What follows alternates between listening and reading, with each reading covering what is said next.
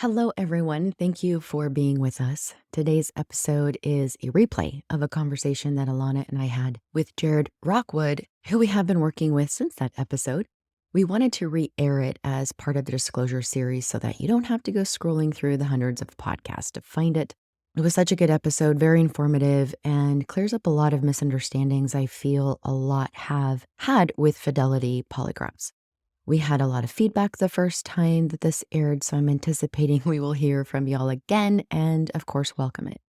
Here is our conversation with Jared.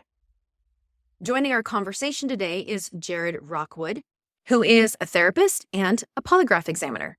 He is a nationally recognized leader in his field and doing amazing things to bring more awareness to the disclosure process, where polygraphs are included in that, and how these, when done accurately, can really enhance the healing for both the betrayed and the betrayer. We are so excited for this conversation. Many of our listeners have a lot of misconceptions and fears around polygraphs being a part of that disclosure process. So again, I invite you to stay curious as you listen to today's episode. And I just really think this is going to be so informative and helpful. I'm really excited about it. So thanks for joining our conversation. Here we go.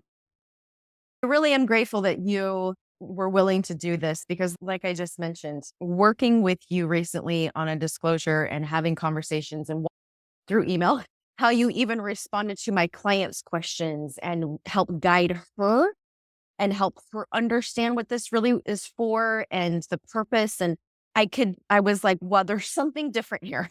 This guy is approaching this different. And it made my brain go to, I know nothing.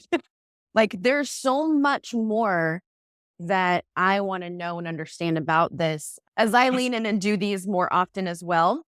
So I'm just really glad to have you on and share your expertise. Like I said, just the brief time that we did communicate, I was really impressed and intrigued with the work that you're doing. I could feel your passion around this topic, around making sure that these are done in a healthy way, in a way that supports the purpose. And that's really important to me. And I know Alana as well. So thank you for joining us. Do you want to just introduce yourself a little bit? Sure. So my name is Jared Rockwell. I'm a licensed clinical social worker in LCSW. Some of my professional background. So I started out working with youth that are troubled youth, kids with drug problems and mental health problems. I worked in group homes where kids couldn't go home. They lived with us at this house. My wife and I were house parents for a couple of years where we actually lived at the home that we were running for the kids. And eventually I decided if I wanted to be long-term in that setting, which I loved, I need to get licensed in therapy. So I became a social worker. And most of my years as a therapist, about 15 years as a therapist, I worked predominantly with youth that sexually offend on other kids. So that was my specialty. And then eventually I moved into polygraphs. Polygraph was used as part of our treatment process in that setting. So I moved into polygraphs. And that's when I first became aware that fidelity testing was even a thing. I'd never even thought about it really, but somebody called me up. They had been doing treatment in another state and they'd moved to Utah. And part of their treatment plan was that they'd have periodic maintenance exams as part of their recovery process for some sexual addiction type stuff. And first test I did, I was a little embarrassed because I had run it more like it was designed. I mean, I used the interview and it was designed a little bit more for when I work with people on the registry for sex offenses. And I realized that fit wasn't very good. So being embarrassed, I turned to literature and read as much as I could about couples therapy, which is something I'd never done before. I'd worked with lots of couples with their kids, but never done any couples therapy. So I read a bunch of Gottman stuff and the Hold Me Tight. And I don't know, I kicked through a bunch of books. And then I revamped my interview, started talking to other therapists that are doing the work. And that's basically how I came to orienting myself to this particular niche, the polygraph community, which I think is maybe undervalued and something that should get more focus even within my own profession. Yeah, which is why I love that you're willing to come on here, because I think that this is something that's also not only undervalued, but misunderstood. You said something in an article that you had sent me that I was reading through. You said that when you started to get more curious about polygraphs for fidelity maintenance and history exams, that this concept you said had been marginalized within the polygraph community. Do you find it still that way? Absolutely. Yes. Yeah. Unfortunately, I think that probably what you're mentioning is I was at a American Polygraph Association conference, and my mentor and his mentor were talking to each other. And his mentor, so he's kind of an older dude. They're both kind of, anyways, an older dude. He's like, oh, polygraph shouldn't be used in fidelity because polygraph is for the protection of the innocent. That's the exact line. And it hit me like a brick, right? Like most of these guys that do polygraphs are coming out of maybe federal systems like FBI, CIA, Homeland Security. They're police officers. Their template for polygraph is usually criminal investigations. And so as a therapist, when I use a polygraph, it's not a criminal investigation. I believe the kids I worked with that were offending, being able to talk about these dark, scary secrets was a foundation for their healing. And it was a foundation for the family to move forward because they live in so much fear. Like, what if there's somebody else? And what's the next lawsuit that might happen? Some of them have been sued civilly as well as the criminal prosecutions. And so there's all this fear that's underneath it. And polygraph is able to kind of set a baseline and say like, okay, so now we know where we're at. And yeah, so the point being, I believe it does protect the innocent. I think the very process of going through this, there's some fascinating research about the trauma of the relational trauma that happens within infidelity that mirrors PTSD style diagnoses. A local therapist, Kevin Skinner is his name, put out this this little survey, and even this like blew my mind. He even pointed out that one of the criteria for a full PTSD is that you have to fear death. That's like one of the criteria. And so infidelity, how's that fit? Well, if somebody's out hooking up with prostitutes and having unprotected sex in casual situations and picking up diseases that can kill people, there can be a legitimate fear of death. And it just blew my mind. I was like, wow, what the crap, man, that's amazing. Yeah. Yeah. It is And really, it protects the innocent.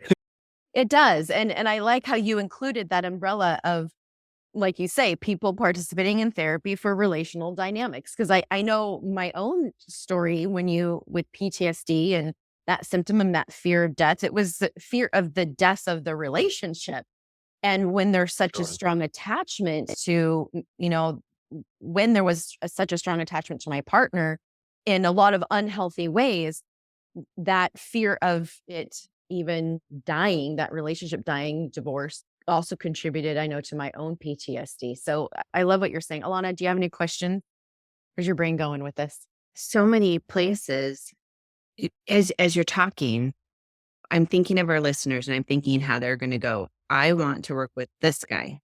This guy feels safe, because so many women who are going in to this whole process, doing a full disclosure, having a polygraph for their partner, it all can feel really big and really scary. And I've worked with some different disclosures where we just had to prep the client we didn't even want the woman talking to the polygrapher because he was not sensitive. He could get the job done, but he just wasn't sensitive. And so I guess my big question is, what should women look for? And our audience is primarily women, but it could be a betrayed husband as well, or a betrayed man. But what should they look for when they're searching for somebody? Like, how do they sort out who is going to be sensitive to infidelity and who they should probably just stay far away from? I mean, ultimately, my first suggestion would be to actually call and speak with, right? Like that can be kind of risky because if they're insensitive and you're already in this kind of like traumatized state, that can trigger a lot of sense of maybe invalidation if they don't take it seriously, or if they minimize the effects that might have on them. So that's a real possibility. But ultimately, there's no perfect screening for this, right? Like, I think that having a sense of, does this person get it? I am not the only polygraph examiner that gets it. And you don't have to be a therapist as a background. which happens to be my background. But the polygraph examiner that I ended up using, I was working at a group home and we used two different examiners. In one of them, sometimes the kids I'd work with would come back after a polygraph in tears and just super like upset about the interactions they'd had with one individual. And with another one, they'd come back even when things didn't go well. They'd come back and seem to have a positive, at least experience with the process. And ultimately, it didn't take very long to choose one instead of two examiners. And so having an interaction where you can get a gut feeling in a sense for like, does this person understand? Does this person care? I think that would be important. From just a sheer couple things to check on type stuff, if I was going to give you a checklist, you want to make sure they're APA members, American Polygraph Association members, or a member of another organization that's providing ongoing education. I don't know where your population set is. We're required to be certified by DOPL, the Department of Professional Licensing. There's many states that require no licensure whatsoever. You just take a class, hang up. Maybe you don't even take a class. They don't care. You just hang up a plaque and there's no regulation whatsoever. So making sure that they're a member of an organization that's providing ongoing education, I think is just a fundamental piece that should be. I would also argue, despite my own experience having done we call PSOT, post-conviction sex offender testing. I think having that background is better than not having any background at all, just an investigative background, only because it gives greater context to sexual addiction in general. And there's a whole separate training that we have to do. We have to be PSOT certified. So if they're an APA or other formal organization member and they're PSOT certified, I think that would kind of, outside of any independent interpersonal style, I think those would be required in my mind. That's really helpful. And for our listeners, I just want to highlight, when Amie and I do disclosures, we put it on their responsibility of whoever betrayed them and their therapist or them and their coach to do the work of finding the right person to examine that polygraph. Because just like you said, she's usually in so much trauma, the betrayed partner is in so much trauma, that them having to have that potential conversation that could be potentially triggering or painful, we just put that completely on the side of the partner who betrayed. Yeah, that's good. That's good. Having some interaction, even if it's via email, may give you a sense for things. Although even when I email a partner, I ask for some background of potential questions we might cover. I always tell them, look, if you don't want to answer, just let your therapist do it. Like, that's fine. Like, I can interface with the therapist instead of. That works fine too. So you become. Well, I know the way that you handled it with recently our experience, it was, I know, really helpful and beneficial for my client in how you responded. So I think, like you're saying, if you can find someone who, I'm going to say trained, but has this checklist, I guess, that you're talking about, there's a little better chance that it won't be as triggering.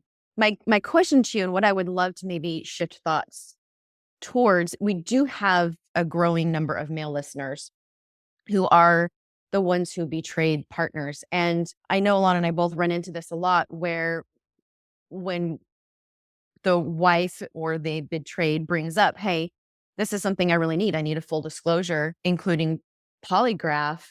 I've yet to see a response where they're like, I mean, I don't think that all men are going to be like, yeah, we'll totally do that. But I've also seen, even as recently, where it's like, that sounds like I'm like a trap. You're trapping me. There's just so many fears, a lot of fears that these men have when the polygraph part of rebuilding trust is included. What would you say to them? Well, ultimately, I mean, by the time they get to me, they've already like committed.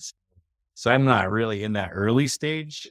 But if I was guessing what I might say, I have talked with people that are debating it. And on one level, when they chose to break trust and do whatever it is they did that they hid, they got to choose that.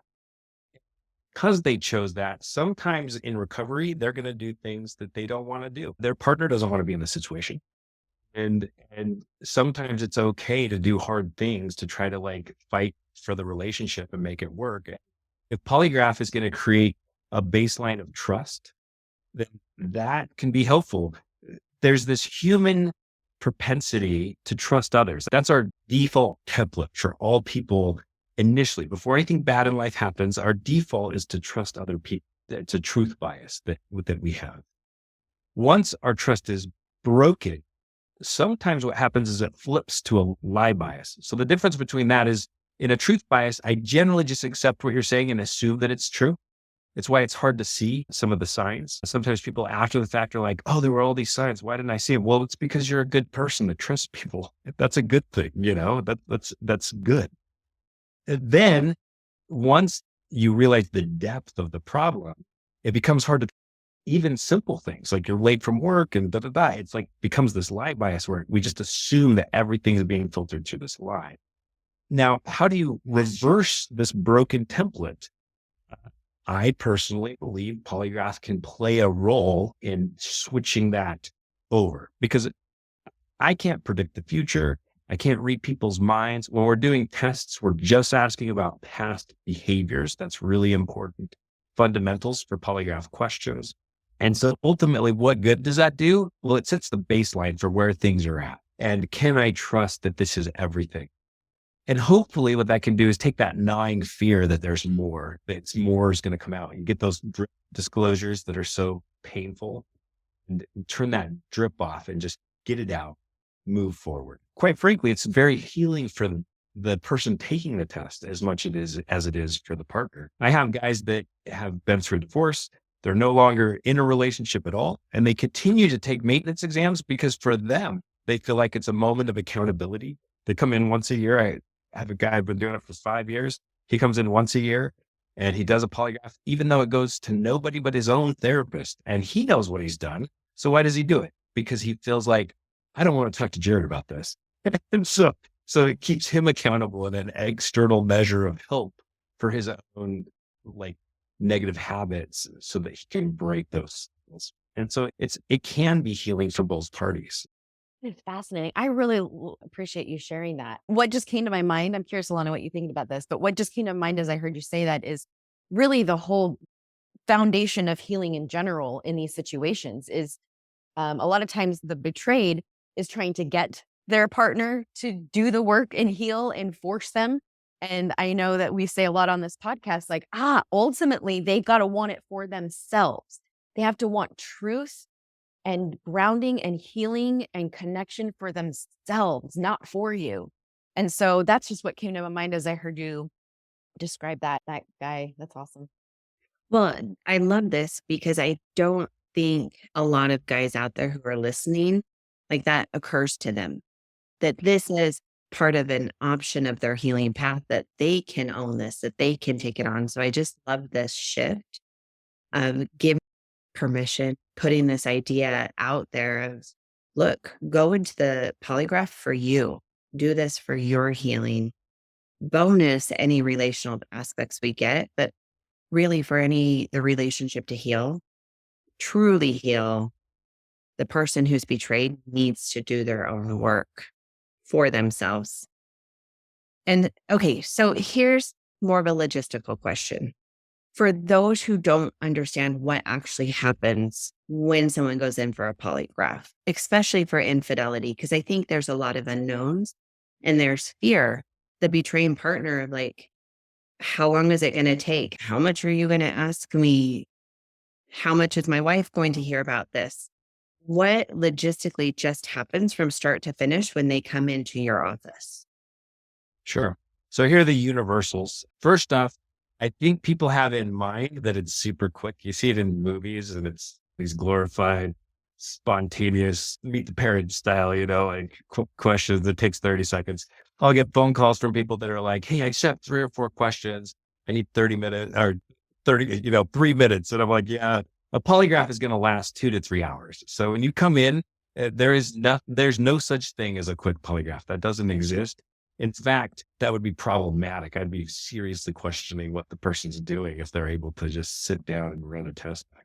But here's the process. But step one, when somebody walks into my office, right? So once they're here, we're going to go through a big, long interview. Obviously, it's quite different for a history versus a maintenance test. Basically, the first step is always an interview. The interview really primes the innocent person who's trying to be truthful to do well and pass their test.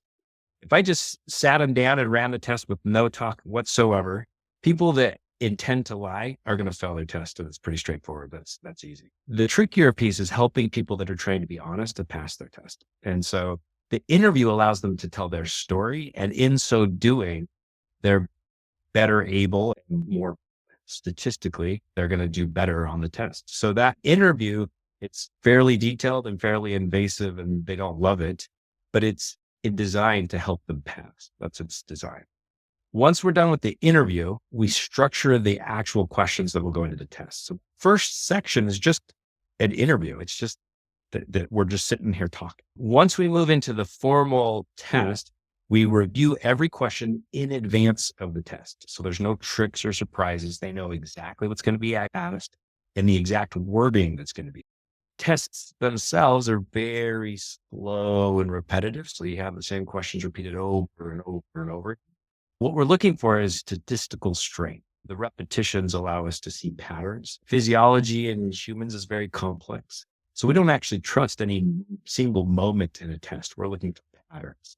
Those patterns become highly predictive of truth and deception. Once we're done with the formal recording of the physiology and the repetition of the questions, there's a computer algorithm that will go through and analyze the information and has an output that's true, false. Did they pass? Did they fail? Typically, then I will communicate that with the individual. That's the ideal situation.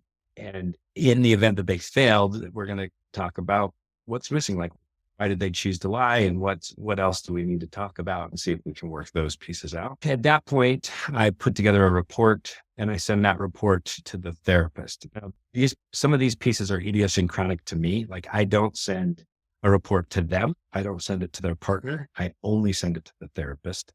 I won't do these if they're not involved in therapy. And so then what I'm hoping that the therapist will do is manage the conversation and the information. So there may be times that there's too much detail, that's stuff that's not helpful and maybe harmful. And so the therapist can filter that out. They can even ask like, hey, can you revise the report and just report this behavior without these details that I think will be problematic? And I'll revise the report because the purpose is to aid the healing process. So I want the therapist to take on the responsibility of making sure the information is being used in a helpful way. So that's the last step. As I said, as a therapist is process it. Sometimes there's additional questions or follow-up questions, and I can hop on email chain as my favorite because they're flexible and sometimes, like specific. But sometimes I'll even jump into a session and try to answer questions or things as needed. Hopefully I primed them before the test and they have some expectations set. That's the basic mechanics of how a polygraph is done. And again, it's a 2 to 3 hour process. So it's going to take time. So helpful.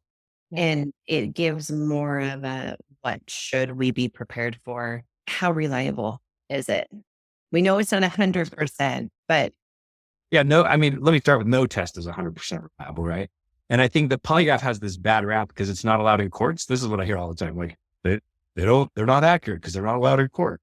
So let me address this unasked question first, and then I'll answer the second question, the actual question. So the reason polygraph isn't allowed in court is very specific, but has nothing to do with accuracy rates. In the United States of America, we have chosen to have a jury system with an oppositional defense and prosecution.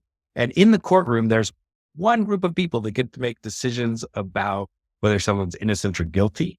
And who is that? Not the judge. It is the jury, right? That's their job. And anything that takes that away from them is called the prejudicial to the jury. That's the legal stuff behind it. And so basically the polygraph does one thing. It points at somebody and says that person's innocent and did not do that, or that person's guilty and did do that, which is the role of the jury. So it doesn't matter if a polygraph was 99.9%, which is not 99.9% accurate, it still wouldn't be allowed in court. So it's not about accuracy. But I think that perpetuated rumor and commonly repeated theme makes people worried about taking them in particular.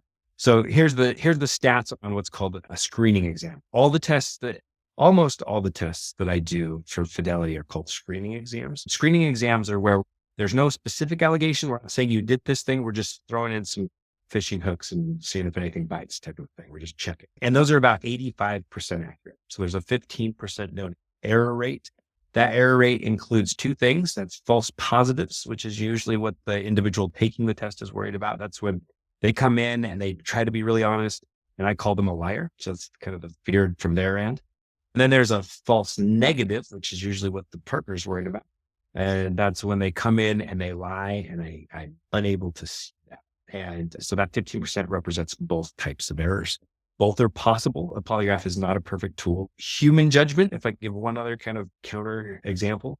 So a therapist's ability to hear a story and be like, I think this is legit, or I think you're lying, or whatever, sits at about 54%, right? The partner themselves sits at about 54%. Police officers and people who are trained to look for liars sit at about 54%. We're barely better than flipping a coin. So the additive value of a polygraph is just undeniable, but it's not a perfect test. And so there is an error rate, and if somebody's doing, for example, a maintenance test and they're doing maintenance tests, they do 10 of those, right? Like each time they come in, there's a probability that one of those may get false positive or false negatives. Those things exist, and there's no way to get rid of that, as there is no way to get rid of it in COVID tests or in paternity tests or other things, there is an error rate in all things. Yeah.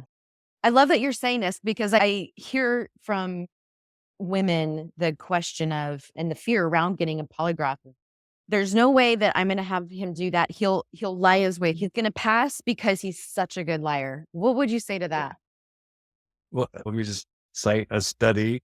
So there's been quite a few studies on psychopaths. So like the most extreme version of what we're describing is somebody who has zero empathy. They operate off their own system, right? The psychopathy checklist by O'Hare and a guy named Raskin from the University of Utah did multiple studies together on psychopaths. And what they found is polygraphs were great with that group, just as good as with the general population, which was contrary to the general belief, including my own. When I was a therapist working with kids with sexual behavior problems, I'd have sometimes kids that fail a polygraph and the parents would be like, oh no, my kid's got these other victims. Is he a psychopath? And I'd be like, no, he failed his polygraph.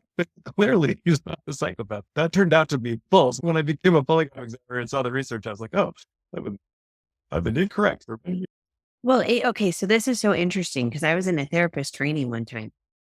And what they trained when we were talking about polygraphs is they said, if the individual truly believes their lies, like they have convinced themselves through so many years of acting out and creating this narrative so much that they need this narrative now to survive, that they will pass the polygraph. So I'd love you to talk about just that little niche. Well, so I don't disagree with what they taught, right? But you have to be literally psychotic or delusional to truly believe a narrative that's untrue. Self-justification is different. Right? So you may justify your behavior, but inside that it's wrong. So now if it's a true delusion, like they've lost grasp of reality. Polygraph, we test little t truths, not big truths. We can never test what really happened. We test people's perspective of what happened. So I actually agree with what they said. Yeah, but I just don't think that most self-delusion is strong enough to truly bring up an ultimate reality. They know what they feel shame. They know what they're doing. They know it's wrong. And that's why the natural human instinct and mechanism for trying to justify our behaviors is to protect our ego so that I can still be a good person in this relationship, even though I'm doing these other things. And that's going to come across in the polygraph. So I don't actually worry about that. I don't mind the partner worries about that. That's been their experience and they know how well they've lied because they've experienced it for many years. I don't even know them. So they're worried that they're going to pull the wool over my eyes. I've had multiple partners tell me this, like, I'm just so worried. He's so nice. And lots of psychopaths are incredibly charming. That's like a diagnostic criteria. If they're superficial charm, it's one of the things we look for. So just because they're charming doesn't mean A, I believe them, and B, I trust my polygraph even more than I trust my own gut, because that's what the research says I should do. So even if I find the first person charming and they failed their test, they failed their test. care if they're charming. It is what it is. Yeah. So fascinating. I really love this conversation. And I think too, the men who are working with a therapist or a trained coach, the goal is to get them to pass. And I just want to put that out there for those listening, that if you are the betrayer and you are working with a therapist or a trained coach to do a full disclosure, including a polygraph, the goal is to help you in those sessions to answer those questions honestly. Something you said there, I just want to reiterate because I think that's really important. It's not the goal to entrap you and catch you in a lie when you walk into this polygraph, right? Like you said, you know the questions, you've hopefully done, if you're working with someone who's trained in this, all the work, the legwork behind the polygraph to get you to pass. The goal isn't to catch you in a lie. The goal is to get you to pass. And so if It's you're, a truth verification as much as anything. yeah, yeah. So one more thing I'd love for you to just clarify is because you talk about the accountability triangle of treatment, supervision, and polygraph. Can you talk more about? Sure. So the vision, this triangle comes from working with people that offend sexually. So this is the original kind of origin of this triangle, where we have probation, therapy, and the polygraph examiner trying to make sure that we hold people accountable and keep societies. So if I was going to translate this over to the practice that we're talking about within fidelity situations, that triangle becomes the therapist, the betrayed partner, and the polygraph examiner. So those are the three individuals involved that should be aware of the conversation prior to the test with some input as to the process, questions, and focus. And that's where it gets processed after the fact. And its purpose is to create safety for the relationship and within the family system and within the parameters of whatever is being discussed. Oftentimes the first test, it doesn't have to be this way. Oftentimes the first test would be a history, and you're looking at being married or since being engaged or dating or whatever the time period makes the most sense. Since being married, probably the most common. Have we covered everything that we need to cover? And have you disclosed everything that you need to disclose? That's the most common way of doing a history. And what that's about is that basic template, trying to help provide a firm base from which we can. And then there's maintenance tests, and maintenance tests are like check-ins just to say, okay, this has been the problems of the past. Are they still happening today? And so maybe every 6 months or a year, someone takes a polygraph for a period of time. Now a polygraph is not going to repair a relationship. This is why I don't do them independent of a therapist being involved. The healing comes from therapy, right? All the polygraph can do is provide a foundation so that we know that we're operating off of real information. If you're making decisions based on lies and self-justifications, and well, I don't want to hurt my partner, so I'm not going to tell them about this because I don't think it's important. And so you hold back, right? And then you're operating within a system that's like not all the cogs are connecting. And so something feels off and you know something's off, but it's just not really. I know there's not everything on the table because it feels wrong. Sometimes a polygraph can just put that foundation down. So we're like, okay, now we can build. So then the maintenance test is about, are we still on track? Are we still moving in the direction? I think it's important to know that, like progress, not perfection, right? Like there's no perfection in this process, and people will slip up as they go through recovery. And the slip up isn't the problem. The lies and the holding back and the misrepresenting that information, that's a problem. And so what we're trying to do is just make sure when we're doing our check-ins and when we're going to therapy, are we putting everything on the table and being honest? And I think there's healing and power for that, but it's the training wheels, and eventually those training wheels come off. The relationship cannot be founded upon polygraphs forever. That's not the foundation of trust, right? Like if you need the polygraph as an external control, there's bigger problems in the relationship than Right. ever you're afraid of, right? So you got to get into those fears. But when we're traumatized and we need a little extra support, that's when we hold that up with an external control and an external measure that's going to say, yeah, we're still on track. We're in the zone. This is where we're. Yeah. Oh, just gold. I think that's so. I'm loving what you're saying. I have a question. How can an individual prepare for this process, especially around questions? Because I know that some questions are probably better than others, and questions have to be yes or no questions. So, how That's true. how would you prepare them for the process, or have their therapist prepare them for the process? So let me clarifying question. Are you talking about the betrayed partner or the person taking the test? Person taking the test. Person taking the test. Okay. So first and foremost, don't rush into it. I think doing a full disclosure with your therapist previously. So you're working through the details. Memory is fickle and we tend to remember things in little bits and pieces. So sometimes as you're going through the process, you're putting down more information and you're pulling out old stuff from the past. And you got to think back to, I mean, even checking bank accounts and looking at receipts and look back, do some digging before you ever come to the polygraph.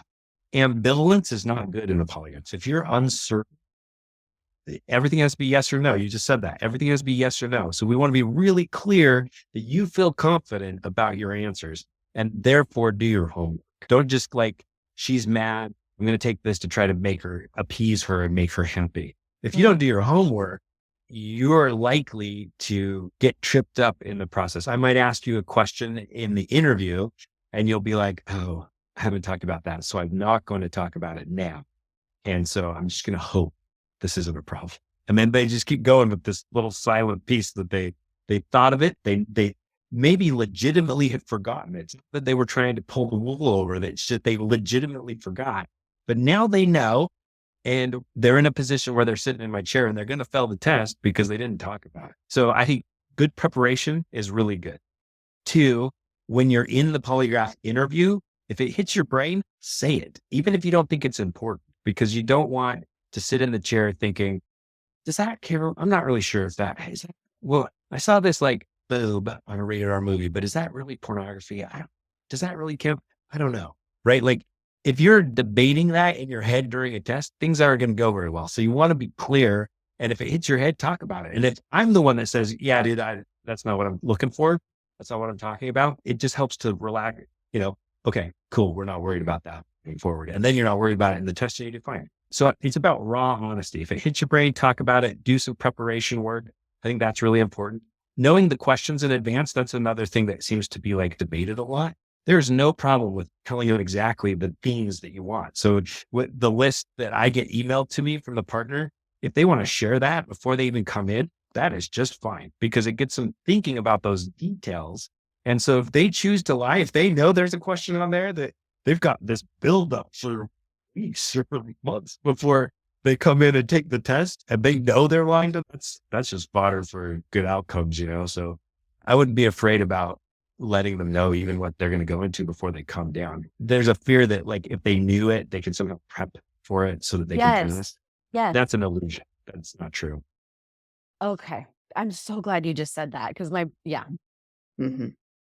Okay. So what kind of questions would be good for the partner who's been betrayed to submit? Yes, there's no perfect answer to this, but let me give you some rules of polygraph question formulation, because I will tell you most of the questions that I get are things that cannot be tested. So here's some information. The rules I'm talking about are American Polygraph Association best practice rules. Straying from these is moving into unethical grounds. And the very first one I'm going to talk about is something that's fairly common among polygraph examiners that's certainly against the rules. So let me start with that one. So the most common question that I get asked is, did they lie about anything in their disclosure? Right? Now, most disclosures are fairly involved processes. You're talking about every sexual interaction, pornography, masturbation, everything going back to when they're kids. And so that question is, did you lie on your document? Is not allowed by polygraph practice. And it's a bad idea because it equalizes everything from like an affair, an additional affair, from to like the first time they masturbated as a kid, right? Like everything becomes equalized. So the results themselves aren't even very helpful. What does that even, we're missing something. And ambivalence, right? A truly self-reflective person will know that document is imperfect.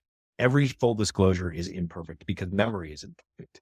And so if you have any self-awareness at all, really egotistical people can come in and be like, no, I got it all. Well, they're wrong and they may pass because they're just like, it's so vague and I'm this nondescript. They may pass the test just because it's like specific enough. And then for the guy that's like really self-reflective and maybe a little on the anxious side, he's going to be doubting, well, maybe I forgot. I'm not totally sure. And that person may fail. And it's a false positive. They're trying to be honest. And just because they are self-reflective and trying puts them at risk for a false positive. So you got to have, it's got to be behaviorally specific and it's got to be historical. So the second style of questions I get asked all the time are like, does he love me? Is he committed to recovery? And all these things that are like feeling thought stuff.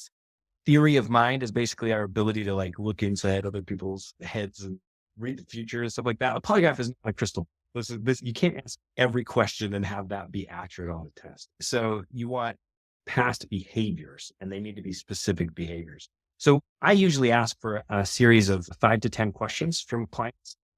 What I know is they're going to give me a lot of questions that I can't do. And so if I get those questions in advance, I can then respond by saying, hey, here's the APA rules, and this is the rules, and this is why I can't do those. It's not because they're not important. These are therapy questions. Are you committed? Do you love me? Those are therapy questions. Did you have another affair? That's a polygraph question. If you have somebody who's hooking up with paid sex workers, like massage therapists and prostitutes and escorts and that sort of thing, and they're like, I've never hooked up with anyone I wasn't paying for it, right? There's a little bit of a different psychology to hooking up with your friend, a coworker, versus the paid sex worker. So a good polygraph question in that situation is like, have you had sexual contact with any non-paid sex workers since you're married?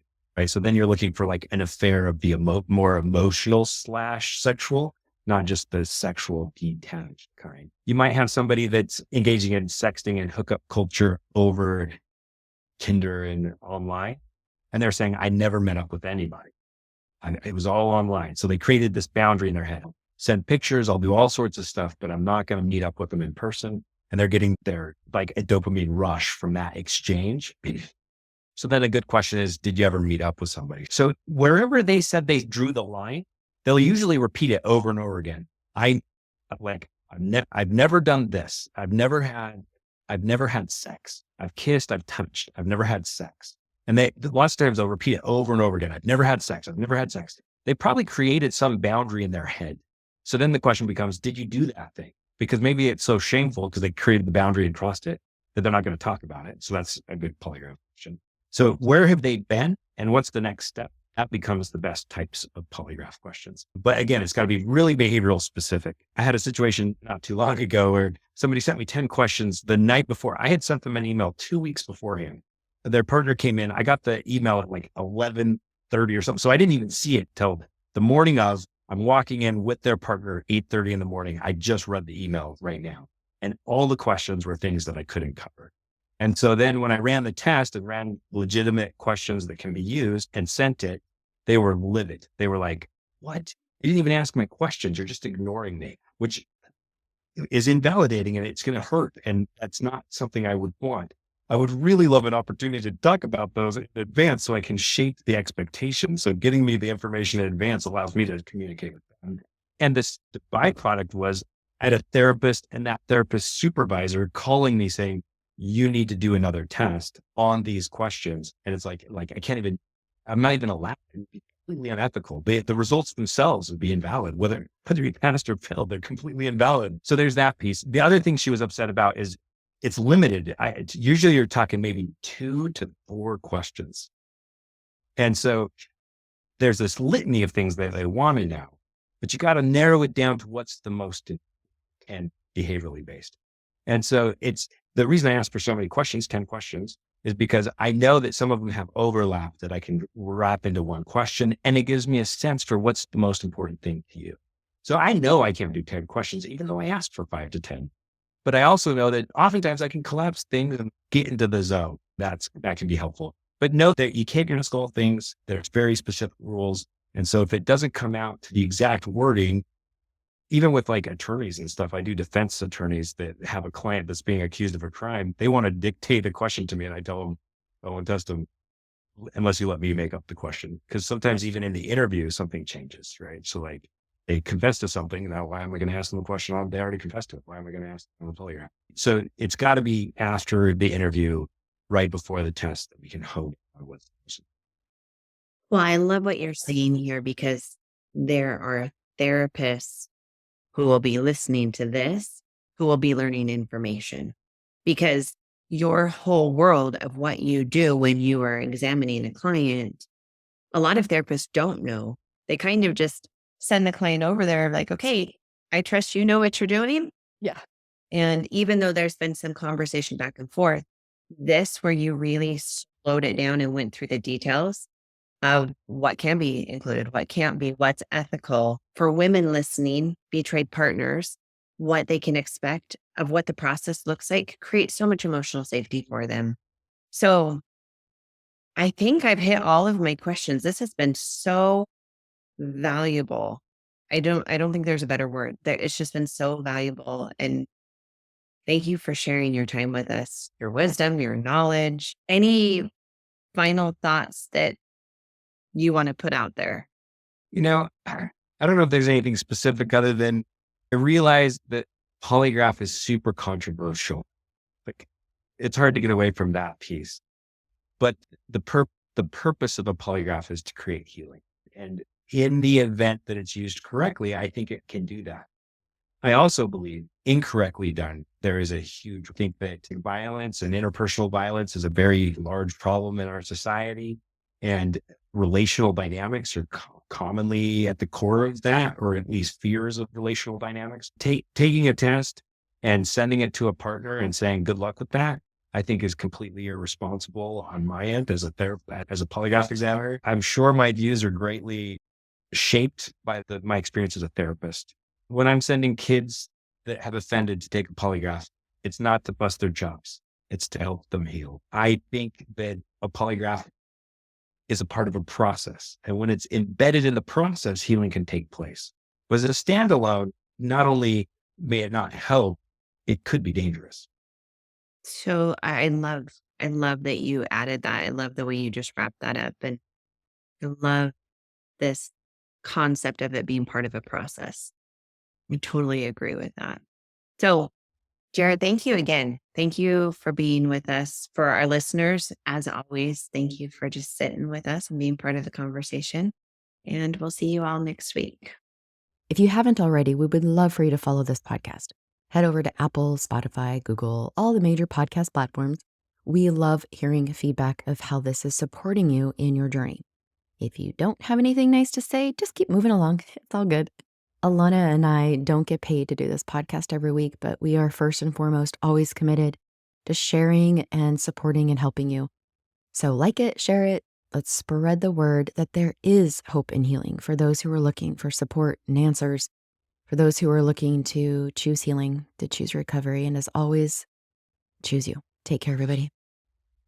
Are you a woman struggling with unwanted sexual behavior? Whether it's reoccurring challenge or a one-time incident, Choose Renewal is here to support you and your journey to recovery and healing. Our group offers a nurturing environment and a community where you can find understanding, guidance, and strength to make healthy changes in your life and your relationships. At Choose Renewal, we focus on emotional intelligence, processing, and integrative attachment to help you understand your emotions and their role in these unwanted behaviors.